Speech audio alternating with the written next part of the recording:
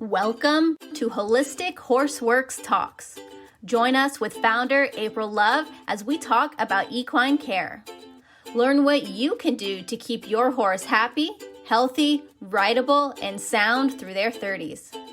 Have a question you'd like to submit to the podcast? Just email April at HolisticHorseworks.com for a chance to get it featured on the next episode. Hi, this is Lillian with April from Holistic Horseworks. Today we have questions about older horses that are getting arthritic. How do you deal with the older horse to keep them going as long as you can? So the reason that they're getting arthritic ahead of time is because the joints haven't been loading correctly. And anytime you have joints and bones not loading correctly, it creates heat, and the heat brings and attracts calcium. So that's how your osteoarthritis grows, which is like a coral reef. It's porous, it's sharp, it can pinch on nerves. That's your side bone, your ring bone, your kissing spine, your arthritic neck. So doing my daily yoga would really help, but the yoga is to show you that there is a deeper glitch. So you can get a distance reading. It's a 7-page report that you get. And with my videos, you can realign the horse's body and bring it back to balance. And that's going to give you another 5 to 10 years. So when people say my horse can't do this anymore, I look at that. Well, his body isn't able to move that way right now, but we can change it. And the worst thing you can do is take some prize show horse and just throw it out to pasture when it's used to being groomed and bathed and fly sprayed, and all of a sudden now its feet are all long and it's not getting love and it's getting tick bites and flies, and they really just feel, thrown away. And a lot of people sometimes donate these to the therapeutic riding programs, and then they're just going around in a circle with an unbalanced rider when you just really needed to get into working on their body and head cranial bones at an earlier age.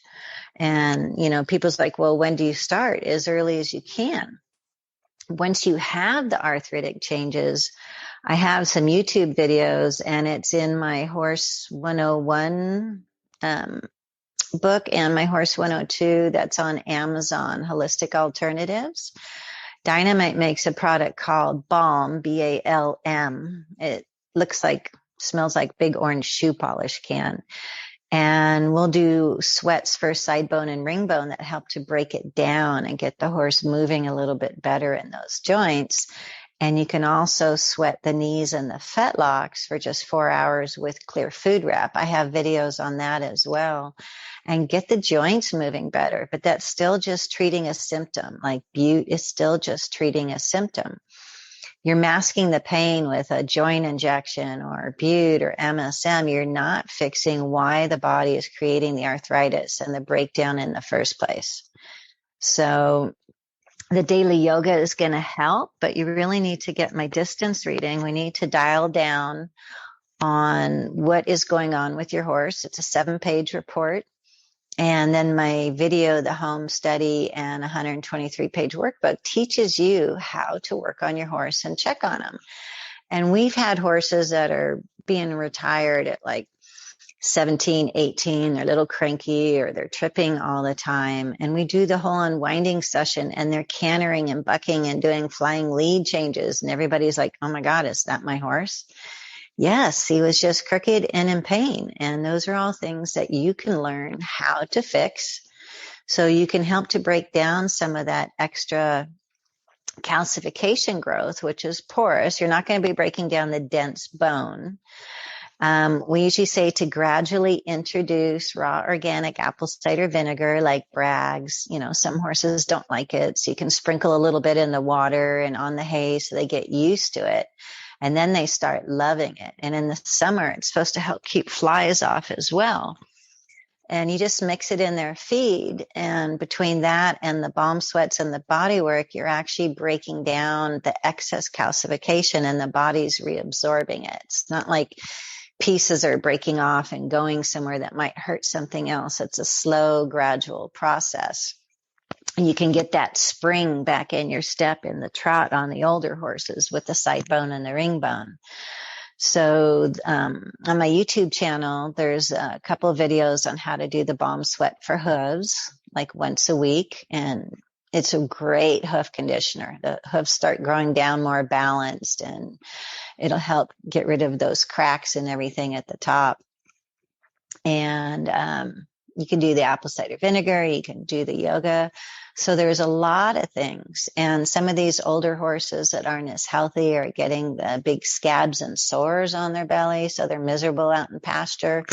I tell people to go get that thick Desitin or Balmex for babies' bottoms and that big jar tub that with the unscrew lid, and put that on like just twice a week on those areas. The flies will leave them alone, on their belly, on their sheath.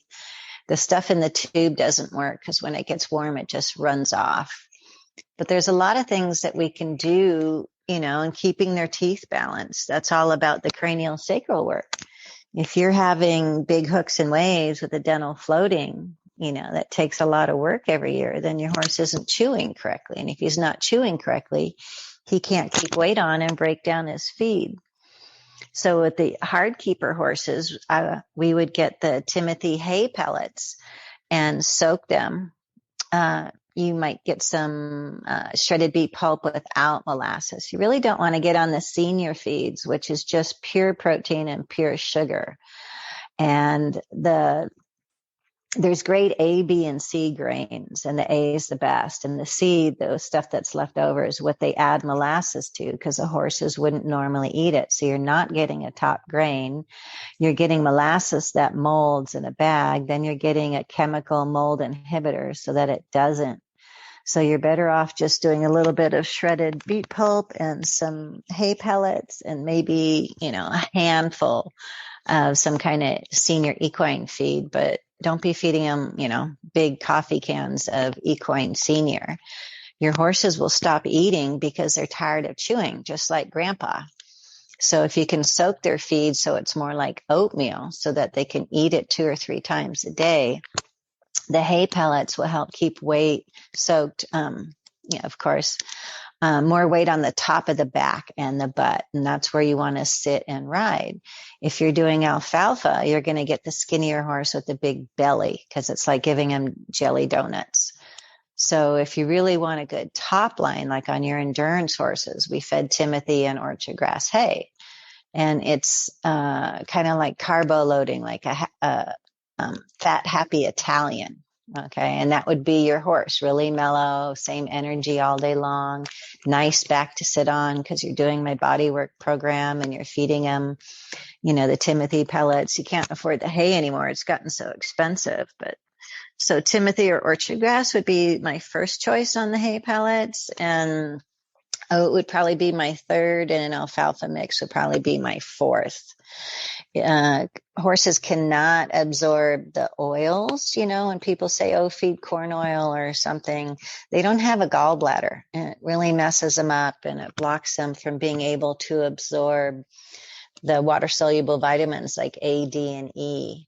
So if you want to feed them a vegan, because that's what a horse is, he's a vegan, fat source, you can soak chia seeds in your refrigerator, big batch of them. They have to really swell up. Otherwise, if you feed it dry to the horse, they actually take moisture from the inside to swell up. So you can just keep that in the fridge and scoop out a cup every day. And that's a vegan fat source for horses that they can actually absorb.